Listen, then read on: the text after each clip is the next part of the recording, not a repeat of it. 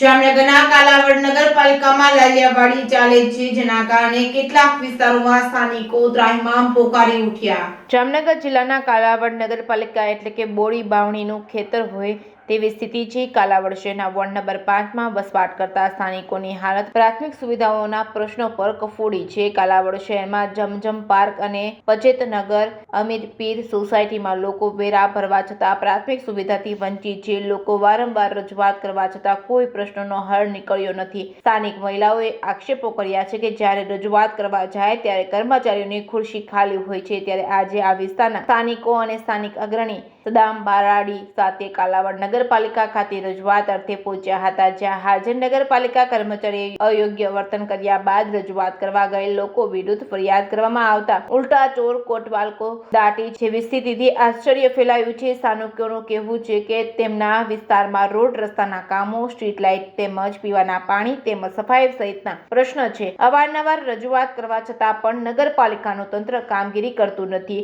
આ વિસ્તારના રહીશો સાથે ઓરમાયું વર્તન રાખવામાં આવતું હોય તેવા આક્ષેપો કર્યા હતા। બીજી તરફ સ્થાનિકોના વિરોધના પગલે નગરપાલિકાના કર્મચારીએ કાલાવડ પોલીસ સ્ટેશનમાં ફરજ રૂકાવટની ફરિયાદ નોંધાવી છે। કર્મચારીનો આક્ષેપ છે કે આ વિસ્તારના અગ્રણી અને પૂર્વ કોર્પોરેટર સદામ બારાડી દ્વારા અવારનવાર કચેરીમાં આવી ધમાલ મચાવવામાં આવે છે, ગેરશબ્દો બોલે છે। આજે પણ મહિલાઓ સાથે આવીને અયોગ્ય રીતે રજૂઆત કરતા ફરિયાદ નોંધાવી છે।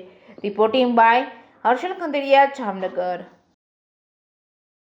સદામભાઈ બારાડી જે કંઈ પાણીના લીકેજિંગ બાબતે અવારનવાર ફરિયાદો મૌખિક કરતા ઉગ્ર થયેલા અને મેં કહ્યું 2 દિવસમાં કોઈ પણ કમ્પ્લેન થઈ જશે, ફોલ્ટ મળશે એટલે થઈ જશે। આ બાબતે ચર્ચાઓ થઈ, પરંતુ એ ઉગ્ર થઈને બીભત્સ ગાળો બોલવાનું ચાલુ રાખ્યું। 15-20 મિનિટ સુધી ગાળો બોલી અને પછી ફરજ રૂકાવટની ફરિયાદ મેં દાખલ કરેલ છે કાલાવડ પોલીસ સ્ટેશનમાં। હજી સુધી કોઈ મને પ્રત્યુત્તર મળેલ નથી। મળતી માહિતી મુજબ તમે એવું કહે છે કે મહિલાઓ દ્વારા એવું કહેવામાં કે તમે ગ્રાઉન્ડમાં હતા ને એ લોકો અંદર હતા, ત્યારે ફરજ રૂકાવટ કઈ રીતે કહી શકો? તો હું હોન્ડા લઈને બારીએ જ ઉભો રહ્યો છું મારી, અને એ તરત જ અહીંયા ચાલુ થઈ ગયા। ત્યાં હું બહારની મારી બારીએ ઉભો ગ્રાઉન્ડમાંથી બોલું છું। હા, એટલે ફરજ ઉપર તમે ટેબલ ઉપર બેઠા હતા કે ક્યાં હતા? સવારના 8 વાગ્યાથી હું ફરજ ઉપર જ હોઉં છું। નહીં, 8 વાગે તમે ચેર ઉપર બેઠા હતા ત્યારે ફરજ રૂકાવટ કહી હતી કે બહાર બેઠા હતા ત્યારે? હું ચેર ઉપરથી ડેમ મોટરવર્ક સાઈડ ઉપર ગયેલો, ત્યાંથી હું પરત આવ્યો। 1માં 5 મિનિટ હતી, હું પાછો આવ્યો અને બારીએ હોન્ડા રાખીને ઉભો રહ્યો અને અહીંયા બારીએથી જ ઉગ્ર બોલા ચાલી રહી। મહિલાઓ દ્વારા પણ તમારો ઉપર આક્ષેપ રાખ્યો તમે એની સાથે ગેરવર્તન કરેલું? ના, કોઈ દિવસ નહીં એવું કહે છે। એટલે એવું આક્ષેપ કરેલો કે મહિલાઓ ગેરવર્તન કરતા કોર્પોરેટર ઉગ્ર થતા માથાકૂટીથી? ના, એ શું સાચી વાત છે? ના। તો આગળ તમારા વિરુદ્ધ ફરિયાદ થઈ છે, એનું શું મહિલાઓ દ્વારા ગેરવર્તન કરેલ છે, ગેરવર્તન બોલ્યા હતા? ના, ક્યારે નહીં, એવો કોઈ બનાવ મારા દ્વારા મેં કરેલ નથી। તમારા વિરુદ્ધ ફરિયાદ થઈ છે એ વિષય ઉપર? મને કોઈ જાણ નથી, મેં આવું ક્યારેય કરેલ નથી। એના કારણે જ આ ઉગ્ર થયા હતા કોર્પોરેટર? હાલ મેમુનાબેન અરુણભાઈ ગાજી, પંજાલા Zamzam society, C number 18, phone number 5। ગરીબા અમે રજૂઆત કરવા નગરપાલિકામાં જાય છીએ, અમારા ગેરવર્તન કરે છે, કોઈથી કામનું જવાબ દેતા નથી એ લોકો। આજ કરી છે ને કાલ કરી છે ને કોઈ ખુરશી ઉપર હોતું નથી। અમે જાય છીએ તો ખુરશી ખાલી પડી રહી છે, અમારે વાટ જોવી પડે છે। આ પંચાયતનો પુલ બનાવતા નથી। કાશ્મીરમાં કોઈ જગ્યા ઉપર રોડ કે પાણીની દુનિયાની સમસ્યા હાલે છે તોય જવાબ દેતા નથી। ને જમજમમાં કેટલા ખાડા પડ્યા છે, આવીને તમે જોઈ જાઓ પછી તમને ખબર પડે કે આ બેનોને કેટલી તકલીફ છે।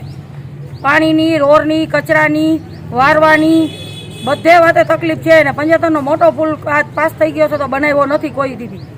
કેટલા ટાઈમથી અમે રહી છીએ, અમે 30 વર્ષથી આ લતામાં રહી છીએ ને સોસાયટીમાં હમણાં ગયા 12 મહિનાથી તોય હજી એવો જ વર્તન અમારા માટે કરે છે, અહીંયા જવાબ દેતા નથી।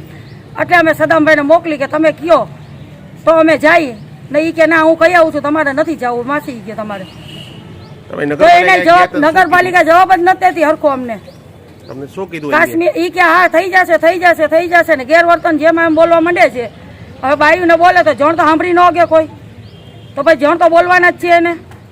કાશ્મીર, પંજેતન ને જમજમ 3 સોસાયટી એમ બીવવાસે પડી છે, એકે નગર પંચાયત દ્વારા જવાબ દેતા નથી। આસિયા ઇસ્માઇલ પટેલ, જમજમ સોસાયટીમાં અમે રહી છીએ। અમે જો પ્રોબ્લેમ હોય છે ને કોઈ બી પ્રોબ્લેમ તો અમે સદામભાઈને કહી છીએ। સદામભાઈ અમને કહે છે તમને જવાની જરૂરત નથી, હું વયો જઈશ ને હું સોર્ટ આઉટ કરી લઈશ। અમે કોઈ લેડીઝ એક વાર અમે ઘડીકમાં નથી જતા, બાકી સદમભાઈ બધું સોર્ટ આઉટ કરી દે છે. પણ આજ ફેરે સદમભાઈ જો પ્રોબ્લેમ લઈને ગયા તો સામાવાળા સાંભળવા તૈયાર નહોતા. એ સામે બોલવા માંડ્યા, આપશબ્દ ને ગેરશબ્દ બોલવા માંડ્યા, તો સદમભાઈ સામે બોલ્યા. પછી એના પછી બધું થયું. તમે આવીને જોઈ જાઓ અમારી સોસાયટીના હાલ. પાણીના પ્રોબ્લેમ છે, કચરાના પ્રોબ્લેમ છે, ઢોર રખડતા હોય છે, ઘોડા આવીને છોકરાને મારી જાય છે, જ્યાં હેઠવાણો કચરો બધું પડ્યું રહે છે. અમારા આગળ બધું પ્રૂફ છે. તમે ખાલી સોસાયટીમાં આવો એકવાર ચેક કરી જાઓ શું શું પ્રોબ્લેમ છે ને શું નહીં. 4-4 દિવસ સુધી ગાડી કચરાની અમારા લતામાં આવતી નથી. બધી બાયું સબૂતમાં છે, તમે પૂછી લેજો. 4-4 દિવસના કચરા અમારે ક્યાં નાખવા જવા ભાઈ? છોકરા બીમાર પડશે કે નહીં પડે? આ તમારું બધાનું કામ છે કે નથી કામ? પૈસા લેવા તો તમે બધા અમે બધું વેરું ભરી છીએ, લાઈનનું બધું ભર્યું છે, તો તમે ડ્યુટી કાં તમારી પૂરી નથી નિભાવતા? જ્યારે જાઓ ત્યારે તમારી પ્રોબ્લેમને એ જ હોય છે. તમે હંમેશા અમે કમ્પ્લેન કરી છીએ, તમે કોઈ અમને સોર્ટ આઉટ કરી નથી દેતા. અમે વેરોએ ભરી છીએ, લાઈનના પૈસાએ ભરી છીએ, બધુંય ભરી છીએ, તો એ કાં તમે અમારો પ્રોબ્લેમ નથી સમજતા? કેટલી વાર અમે આવું? અમે નવરા બેઠા છીએ ભાઈ. અમારે એટલી બધી બાઈઓ ઘરમાંથી આવી છે, બધાને કામ નહીં હોય. બધી કોઈ ખાધી છે, કોઈ નું ખાધું હોય, એમને બધા 3 વાગ્યાના હરાજ થાય છે. અમારે કેટલા ફેરે આવું તમે કહી દો. આનું પ્રોબ્લેમ તમે સોર્ટ આઉટ કરી દો છો કે શું કરી દો છો? અમને તમને કયો.